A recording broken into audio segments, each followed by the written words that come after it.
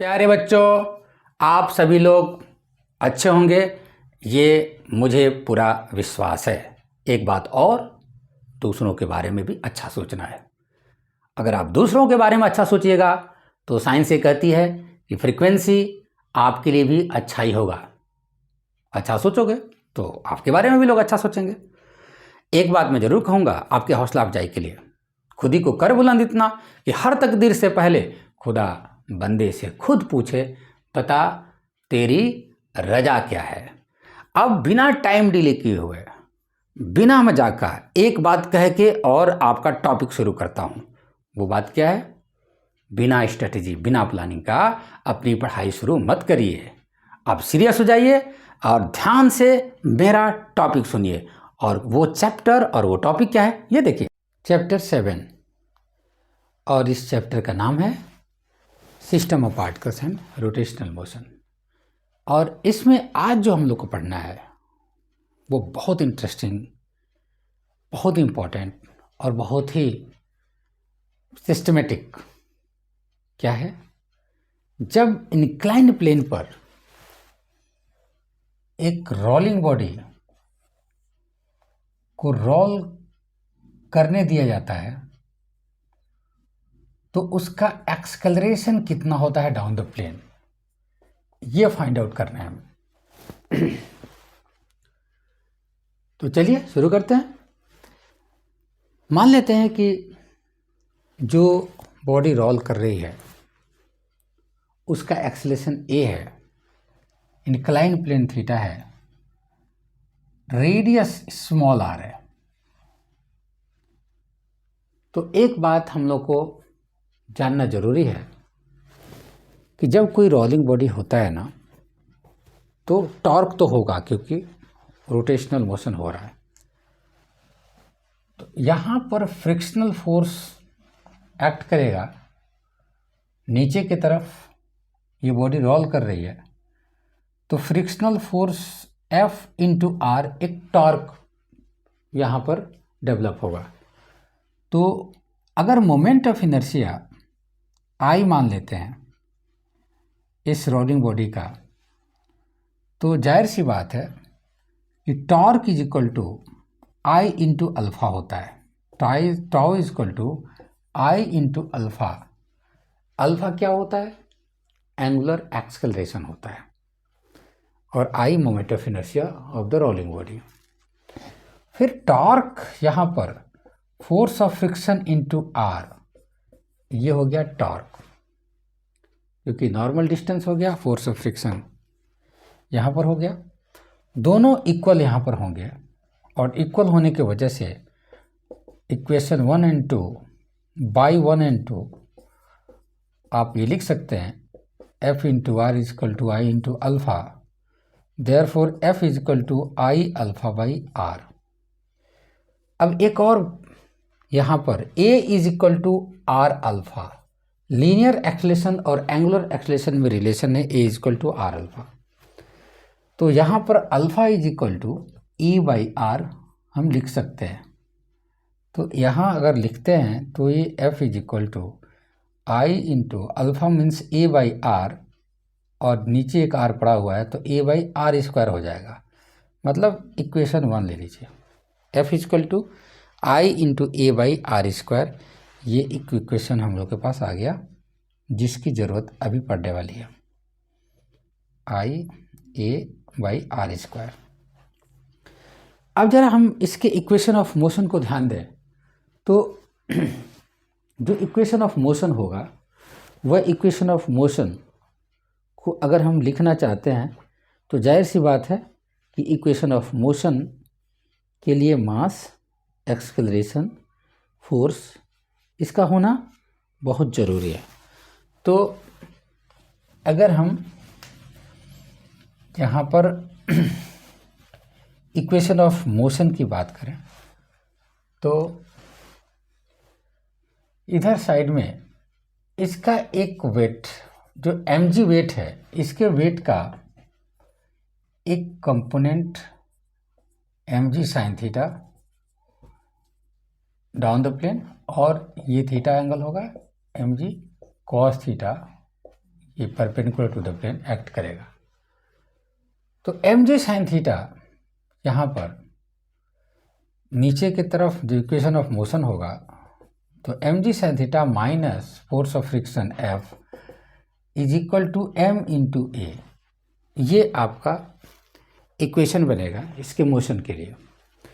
तो अब हम यहाँ पर एक बात लिख सकते हैं, अभी अभी हम लोगों ने एफ़ की वैल्यू निकाला है और ये एफ़ की वैल्यू हो जाएगी यहाँ पे M G sine theta minus F का मतलब यहाँ I into A by R square M into A, और फिर इस टर्म को आप इधर ले आइए, राइट साइड में ले आइए। तो राइट साइड में आप ले आएंगे तो उसमें ए कॉमन होगा, और जो ए होगा वो होगा आपका M G sine theta is equal to M A plus I into A by R square. अब देखिए, अब आपका ए कॉमन लेने के बाद एक्सप्रेशन निकल जाएगा और वो आपको अभी दिखाई देगा। कितना इम्पोर्टेंट इंटरेस्टिंग है, आप इस क्वेश्चन से अंदाज़ा लगा सकते हैं, इस पर हमेशा क्वेश्चन पूछे जाते हैं। यहाँ पर M G sine theta is equal to common हमने ए ले लिया और ये हो जाएगा M plus I by R square. Therefore A is equal to M G sine theta by M plus I by R square. ये हमारा हो गया एक्सेलरेशन डाउन द प्लेन। तो इसका बहुत इम्पॉर्टेंट है, डिफरेंट मोमेंट ऑफ इनर्शिया के लिए डिफरेंट ए की वैल्यू होगी। अब यहाँ कई बार क्वेश्चन पूछे जाते हैं कि जैसे एक सॉलिड स्फीयर हो, एक रिंग हो, एक सिलेंडर हो, सॉलिड सिलेंडर हो, मास और रेडियस सबका इक्वल हो, एक साथ अगर हम किसी इंक्लाइन प्लेन पर छोड़ते हैं तीनों को, तो सबसे पहले कौन पहुंचेगा, ये क्वेश्चन अक्सर पूछा जाता है। ठीक है, कई बार ring, hollow sphere, solid cylinder, solid sphere, ये सब ले लेते हैं। तो हमें यहाँ पर सबसे अच्छा ये रहेगा कि ए की वैल्यू फाइंड आउट करिए। जैसे हम थोड़ी देर के लिए केवल अगर सॉलिड सिलेंडर और सॉलिड स्फीयर दोनों को लेते हैं, तो मान लीजिए फॉर सॉलिड स्फीयर के लिए जो आई का वैल्यू होता है वो 2/5 mr² होता है। यहाँ रेडियस r है तो ये वैल्यू हो जाएगी। तो सॉलिड स्फीयर के लिए हमें आई का यहाँ वैल्यू पुट करने पर ए का एक वैल्यू आएगा, और वो वैल्यू कितना होगा वो हम निकाल सकते हैं। तो ए फॉर सॉलिड स्फीयर यहाँ पर आप M ji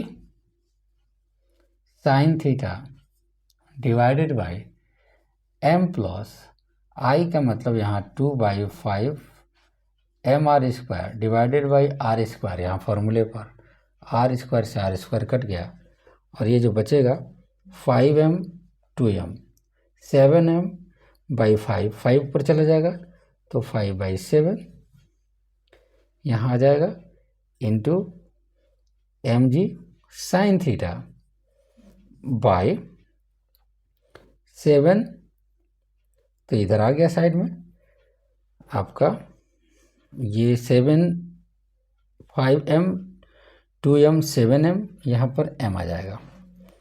okay, are square cut गया है, इस m से m को कैंसिल कर सकते हैं। 5/7 जी साइन थीटा, ये वैल्यू हमारी आ गई सॉलिड स्फीयर का एक्सेलरेशन की वैल्यू आ गई 5/7 जी साइन थीटा। अब सॉलिड सिलेंडर को ज़रा लेकर के देखा जाए कि सॉलिड सिलेंडर के केस में कितनी वैल्यू होगी। तो सॉलिड सिलेंडर के केस में अगर आई रखते हैं तो जाहिर सी बात है कि जब उसके एक्सिस के अबाउट सॉलिड सिलेंडर को रोटेट करते हैं तो उसके लिए मोमेंट ऑफ इनर्शिया mr²/2 होती है। तो ए जो होता है वो सॉलिड सिलेंडर के केस में अगर हम लेते हैं तो ये हो जाएगा हाफ mr²। ज़रा इसमें पुट किया जाए तो A फॉर सॉलिड सिलेंडर यहाँ पर जो होगा वह mg sine theta divided by m plus half mr² by r² से r² ख़त्म हुआ, ये 2m, ये 3m हो गया, ऊपर चला जाएगा तो 2/3 mg sine theta by m से m ख़त्म करिए, 2/3 g साइन थीटा हो जाएगा। मतलब कि सॉलिड के लिए जो A की वैल्यू है, सॉलिड सिलेंडर के लिए जो A की वैल्यू है, I फॉर सॉलिड सिलेंडर के लिए 2/3 g साइन थीटा, और I फॉर सॉलिड स्फीयर के लिए जो हमारा वैल्यू आया है वो 5/7 g साइन थीटा। दोनों को आप कंपेयर करिए।